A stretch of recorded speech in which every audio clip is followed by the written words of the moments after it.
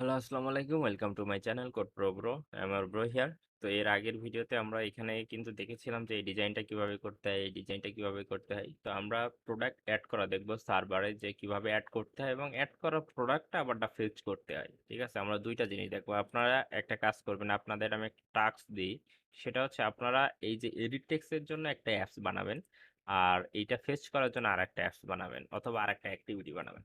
এটা হচ্ছে আপনাদের কাজ, যে কিভাবে বানাইতে হবে একটু চিন্তা ভাবনা করলে আপনারা পারবেন। তো আমি এটা দেখাই দিলাম না, কারণ সবকিছু হাতে কলমে দেখাই দিলে আপনারা কিছুই শিখতে পারবেন না। আহ, তো আপনাদের এটা টাস্ক থাকলো যে আপনারা এটা কাজ করবেন। তো আমি এখন দেখেন আমি ডিপেন্ডেন্সি অ্যাড করে দিচ্ছি। এটা আমি লিঙ্কগুলো আমি হচ্ছে আপনার ইসে দিয়ে দিব, কমেন্ট বক্সে দিয়ে দিব অথবা হচ্ছে আপনার ডেসক্রিপশনে দিয়ে দিব। তোমার এই যে ডিপেন্ডেন্সি অ্যাড করার পর সিন্স দিলে আমার সিঙ্ক্রোনাইজটা হয়ে যাচ্ছে। তো এখানে আমি অ্যাড করেছি পিকচার দেখানোর জন্য গ্লাইড, আর রেট্রোফিট হচ্ছে আপনার এই এইচটিটিপি রিকোয়েস্ট দেওয়ার জন্য। ঠিক আছে? তো আমার এখানে একটা আপডেট আসছে, তো আমি আপডেটটা এখন দিচ্ছি না, কারণ আমার রেট্রোফিটের সাথে এটা সিঙ্ক্রোনাইজ হচ্ছিল না। আমি এর আগে একটা প্রজেক্টে কাজ করার সময় দেখেছিলাম।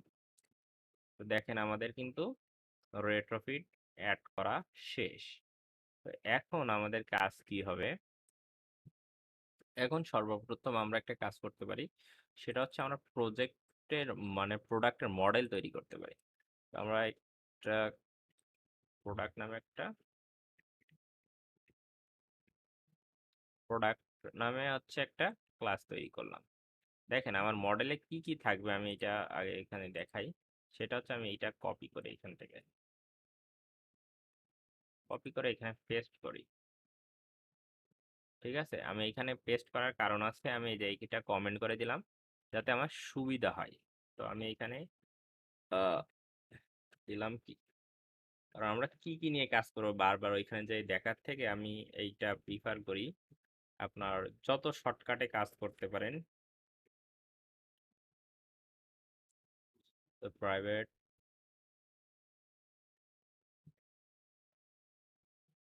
সারাদিন কাজ করতে করতে আসলে মাথায় কাজ করতেছে না।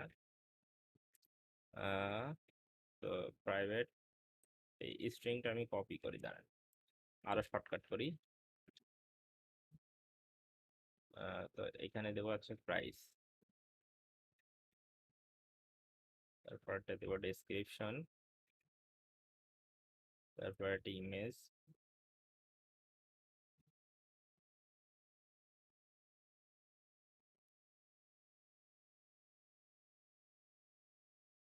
তারপর একটা ক্যাটাগরি।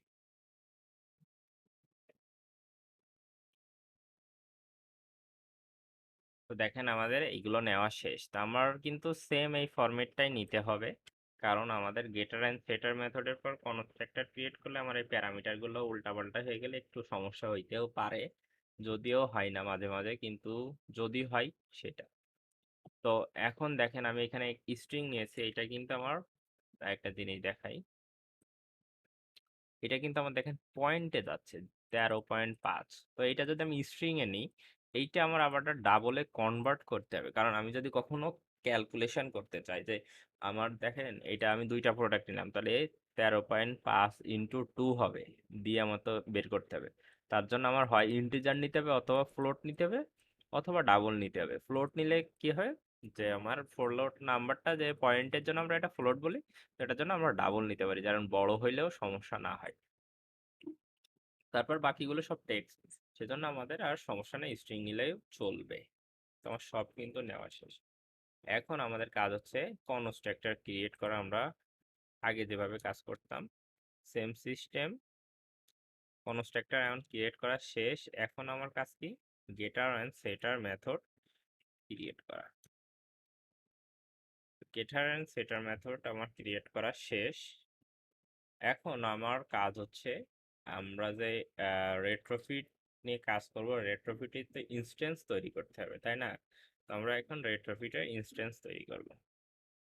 তো রেট্রোফিটের ইনস্ট্যান্সটা আমার মনে হয় কি আমরা আগের দিনের মতন করি, কি বলে, মেইন অ্যাক্টিভিটিতেই আমরা ইনস্ট্যান্সটা তৈরি করি। তো আমি একটা কাজ করি, রেট্রোফিটটা আগে এখানে ফাইন করে নিই, ফাইন করে এটার একটা নাম দেই রেট্রোফিট।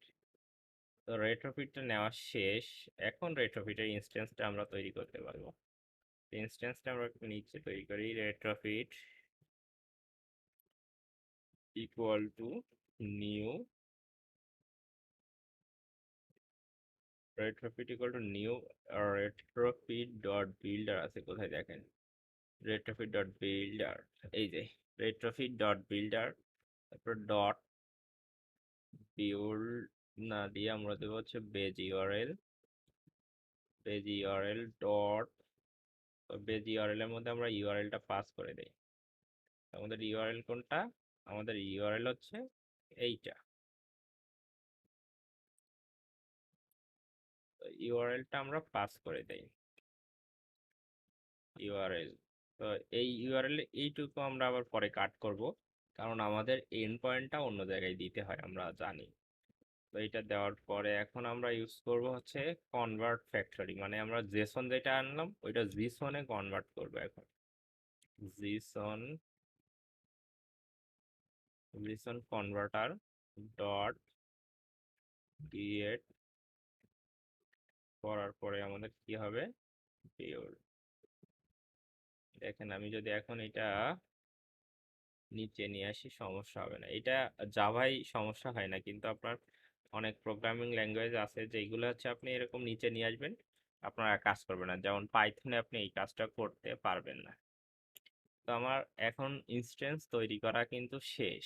ইনস্ট্যান্স তৈরি করার পরে আমি একটা কাজ করি, সেটা হচ্ছে আহ, আমরা যে রেট্রোফিটের একটা ইন্টারফেস তৈরি করে নিই, কারণ আমরা যে মেথডটা চালাবো সেটা কিন্তু এই ইন্টারফেসের মধ্যেই দিতে হবে। তো আমি এইখানে এই ইন্টারফেস তৈরি করি, এটার নাম দেই প্রোডাক্ট।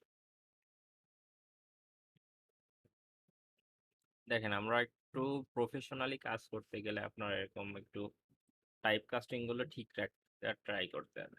তো দেখেন আজকে আমরা কিন্তু, অন্যদিন আমরা কি করতাম, গেট মেথড ইউজ করতাম কোনো কিছু ফেস করার জন্য। তো আমরা যেহেতু আজকে পোস্ট করব, তো আমরা ইউজ করবো হচ্ছে পোস্ট মেথড। দেখেন পোস্ট দেওয়ার পরে দেখেন ওই যে retrofit two dot HTTP dot post, আমার পোস্ট মেথডের মধ্যে আমরা পাস করব কি, এপিআই এন্ড পয়েন্ট যেটা ছিল এটা এখান থেকে কাট করে আমরা এখানে পাস করে দিব। দেওয়ার পর এখন আমরা কল করব, সরি কল করব, কল করব কি, আমরা কোনটাকে কল করব, প্রোডাক্ট, আমরা যে প্রোডাক্টটা নিয়েছি ওইখানে তো গেটার এন্ড সেটার মেথডটা ওইখানে হচ্ছে। তারপরে আমরা কি করব, অ্যাড প্রোডাক্ট করব। আমাদের কিন্তু আজকে প্রোডাক্ট অ্যাড করতে হবে। তো এই মেথডটা তৈরি করব, এইটার মধ্যে আমরা পাস করে দেব কি বডি, সরি বডি, বডি কিসের বডি, প্রোডাক্ট, এটার একটা নাম দিয়ে দিই প্রোডাক্ট। তো দেখেন আমরা অ্যাড প্রোডাক্ট নামে একটা মেথডের মধ্যে পাস করে দিয়েছি প্রোডাক্ট প্রোডাক্ট, এবং এটা কল করেছি কোথা থেকে, প্রোডাক্টস এর মধ্যে থেকে। ঠিক আছে, তো আমার ইন্টারফেস তৈরি করা শেষ, ইনস্ট্যান্স তৈরি করা শেষ, এবং আমার মডেল ক্লাস তৈরি করা শেষ বা পোজো, এটাকে অনেকে বলে পোজো। আপনি যদি কখনো দেখেন যে এপিআই রেসপন্সের গেটার অ্যান্ড সেটার মেথড তৈরি করতে পারছেন না, তাহলে আপনি গুগলে জাস্ট সার্চ দিবেন জেসন, সরি জেসন টু পোজো, তো দেখবেন আপনার এই ক্লাসটা তৈরি করে দিবে, সাব ক্লাস থাকলে সাব ক্লাসটা তৈরি করে দিবে। তো আমার কিন্তু এইখানে কাজ শেষ। তো আজকে ভিডিও এই পর্যন্তই, দেখা হচ্ছে পরবর্তী ভিডিওতে, এবং পরবর্তী ভিডিওতে আমরা দেখবো যে এই প্রোডাক্টটা কিভাবে অ্যাড করতে হয়। তো দেখা হচ্ছে পরবর্তী ভিডিওতে। আপনার কোনো মতামত থাকলে অবশ্যই কমেন্টে জানাবেন, এবং ভিডিও ভালো লাগলে লাইক শেয়ার কমেন্ট করবেন, এবং আমাদের যেহেতু নতুন চ্যানেল আপনাদের কাছে বারবার রিকোয়েস্ট করি প্লিজ সাবস্ক্রাইব করবেন। ধন্যবাদ সবাইকে।